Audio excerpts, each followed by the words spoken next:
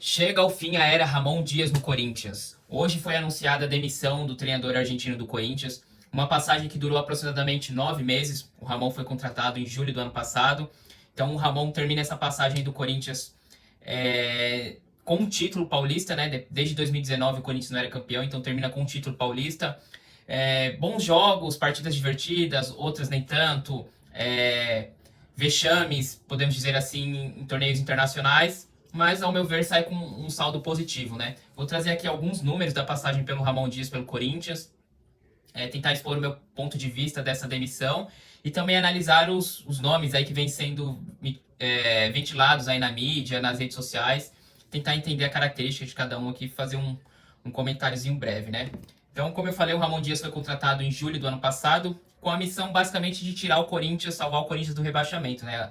Aquela altura do campeonato, o Corinthians estava bem afundado.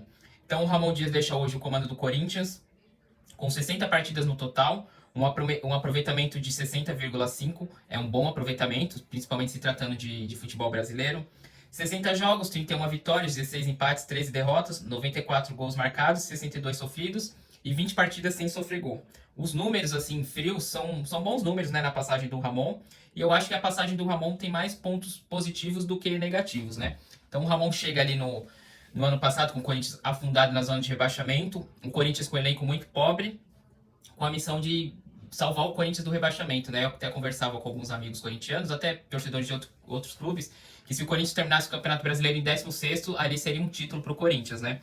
E no final das contas, o resultado foi muito acima do esperado, porque o Corinthians termina o Campeonato Brasileiro em sétimo, além de se salvar do rebaixamento, a gente poderia conquistar uma vaga na Sul-Americana e conseguir algo mais que seria a classificação para a Libertadores, no caso, aquela fase preliminar, né? Paralelo a isso, o Ramon Dias, o Corinthians competiu pela Copa do Brasil e pela Sul-Americana. Caímos nas semifinais das duas competições, uma para o Flamengo e outra para o Racing. Para o Flamengo eu até achei normal devido às circunstâncias, o Memphis não podia jogar aquela competição. E contra o Racing, o Corinthians poderia ter avançado pela final e ter sido campeão, mas acredito que ali a gente deu uma vacilada contra o Racing. Paralelo a isso, pelo Campeonato Brasileiro, o Ramon começa conseguindo algumas vitórias. Depois a equipe passa a apresentar um bom desempenho nas partidas, mas não consegue resultado. E aí nas 10 partidas finais o Corinthians engrena de vez, sobe, consegue uma grande sequência de vitórias e acaba terminando em sétimo. Importante ressaltar que o elenco mudou bastante desde quando o Ramon Dias chegou, porque nós tivemos a contratação do Hugo Souza. Quando o Ramon chegou, o Hugo já está no elenco, mas o Antônio Oliveira não tinha trabalhado com o Hugo. A gente tem a contratação de André Ramalho, José Martinez e André Carrillo e Memphis Depay. Então, um elenco totalmente diferente. Fora isso, o Ramon consegue elevar o nível de jogadores que já estavam no elenco, como o Mateuzinho, Matheus Bidu, o Ranieri volta a jogar bem no final do ano, o Garro, que teve um ano muito bom, continua bem, e o Roberto sobe muito de desempenho. Então, o final de ano do Corinthians foi muito bom e promissor, mas até lembro que, mesmo com esse final de ano bom, o Ramon foi um pouquinho contestado pela forma que foi eliminado nas Copas, sobretudo na Sul-Americana. No início do ano, o Corinthians começa muito bem o Campeonato Paulista, faz uma primeira fase quase que impecável, a não ser pelo desempenho no clássico contra o Palmeiras e São Paulo, jogos fora de casa.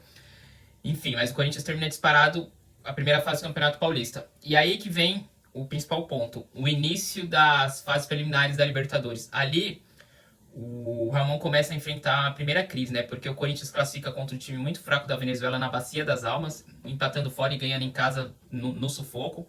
Ali o Ramon passa a ser um pouquinho contestado. E depois tem a fatídica eliminação para o Barcelona, onde o Corinthians até ganha um jogo de volta por 2-0, mas havia perdido por 3-0 fora, com algumas falhas individuais dos jogadores, mas sobretudo uma partida desastrosa taticamente, muito por conta do Ramon Dias, né? Então ali ele já balançava no cargo e muitos comentavam que em caso de sucesso no Campeonato Paulista, nas suas finais, ele já seria demitido. Por sorte, nós conseguimos ser campeões paulistas, batemos o Palmeiras daquela maneira que todo mundo sabe, e aí o pessoal meio que esqueceu, né, a eliminação da Libertadores e começamos o Campeonato Brasileiro e a fase da Sul-Americana com uma energia renovada, né, com altas expectativas. Porém, na Sul-Americana, em 2 jogos, nós já perdemos o primeiro jogo em casa, empatamos o segundo fora. No Campeonato Brasileiro aí tivemos até um bom início, com um empate e uma vitória, mas aí 2 derrotas, assim, derrotas pesadas, né? Uma para o Palmeiras por 2-0, não tanto pelo placar, mas sim pela forma que o Corinthians jogou, foi totalmente dominado pelo Palmeiras.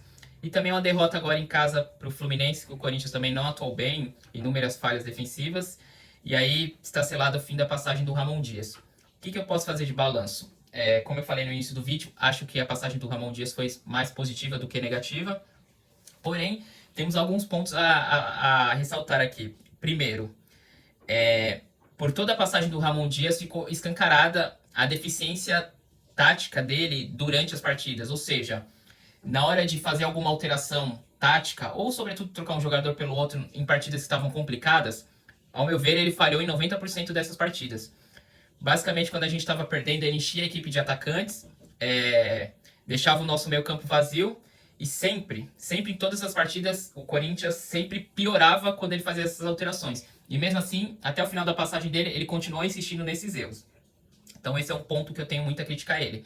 Segundo ponto, o sistema defensivo. Mesmo na sequência de vitórias no Campeonato Brasileiro, o Ramon não conseguiu acertar o sistema defensivo do Corinthians. Nós sabemos que na nossa zaga, as laterais, nós temos peças fracas.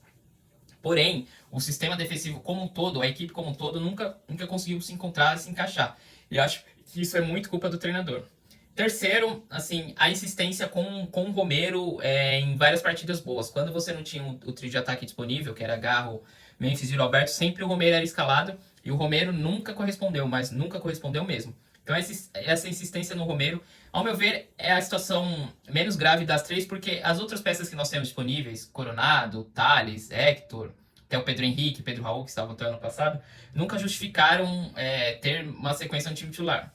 De qualquer forma, o amor dele pelo Romero é inexplicável. Dentro disso, tem alguns pontos aqui que eu posso usar para defender o Ramon. Primeiro, depois da final do Campeonato Paulista, nós não tivemos Hugo Souza e Garro à disposição. E esses são dois dos jogadores mais importantes do Corinthians. Eu me arrisco a dizer que são até os dois mais importantes. Então, o Corinthians tem um elenco fraco, um elenco curto. Quando você perde um titular importante do nível desses dois, você não tem reposição à altura. O Matheus Donelli, que entrou no lugar do Hugo Souza, todo mundo viu aí, um goleiro muito fraco, de péssimo nível. O Garro até na teoria tem um bom reserva, que seria o Coronado, mas o Coronado pouco joga e quando joga também não consegue corresponder. Então a ausência desses dois, somada à ausência que tivemos de Gustavo Henrique, que é o nosso zagueiro mais confiável ali, que já não é lá essas coisas, do Angeleri, isso pesa muito, principalmente quando jogou contra o Palmeiras, isso pesou bastante. Então, acho que é isso.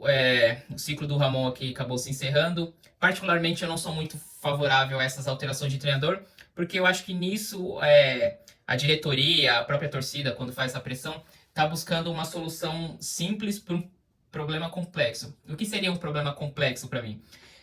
Eu acho que a comissão técnica é o menor dos problemas do Corinthians hoje. Como eu disse, tem alguns pontos negativos, mas eu acho que é o menor dos problemas. Acho que o elenco é mais problemático que a comissão técnica. O nosso elenco é fraco, sim. E o principal problema do Corinthians hoje é estrutural. Seja a diretoria, a questão política, o amadorismo do nosso presidente, que é muito fraco, os nossos diretores também não confiam muito. Enfim, então acho que o problema do Corinthians é muito mais estrutural do que da parte da comissão técnica. E a questão do elenco fraco também entra no mérito da diretoria, né? Porque é a diretoria do Corinthians que acaba montando esse elenco. Então acho que aí vamos aos nomes que estão comentando agora, né? Estão falando de Dorival Júnior, falaram até de Tite. O Tite eu acho difícil. Teria um pouquinho de rejeição da torcida, né? Por conta da última vez que o Tite foi especulado. O Dorival aí saiu da seleção mal, fez um mau trabalho na seleção, mas vem de bons trabalhos no São Paulo e no Flamengo. Também não sei se o Dorival teria o perfil exigido pelo Corinthians, né? O Dorival é um cara mais frio, é um cara que tenta agradar muito o elenco. Diferente do Tite, o Tite é um treinador que sabe gerir o elenco. O Dorival tenta agradar todo mundo, e quando ele agrada, ok, os jogadores compram a ideia dele, mas quando não consegue agradar, fica meio difícil, né? Então, independente dos nomes, como eu disse, o problema do Corinthians é mais estrutural. Então eu acho que você trocando do treinador é meio que quando você pega um refrigerante novo, ele tá com gás ali no início, mas depois acaba perdendo gás. Foi o que aconteceu com o Silvinho no início do trabalho, com Wagner Mancini, agora com Ramon Dias. Então eu acho que a gente vai acabar ficando nesse ciclo vicioso aí de sempre estar trocando o treinador. A torcida acha que o elenco do Corinthians é melhor do que é, então sempre acha que pode fazer mais com o elenco, enfim. Uma situação meio complicada, mas para resumir, é o que eu disse. Eu acho que procuraram uma solução simples num problema que é muito mais complexo lá dentro do Corinthians. Mas é isso, o que temos de concreto hoje é que o Ramon Dias não é mais treinador do Corinthians. Junto com ele saem também Emiliano Dias, outros membros da comissão, como aquele preparador físico que sempre viralizava nos vídeos do Corinthians. Vamos ver aí se o Corinthians traz mesmo o Dorival, se vai ter sondagem no Tite, ou se vem algum outro nome aí inesperado, beleza? Peço que deixem um like, se inscrevam no canal e comentem aí o que vocês acham aí desse momento turbulento que o Corinthians vem passando aí com a troca de treinador, beleza? É isso, um abraço, tamo junto e vai Corinthians!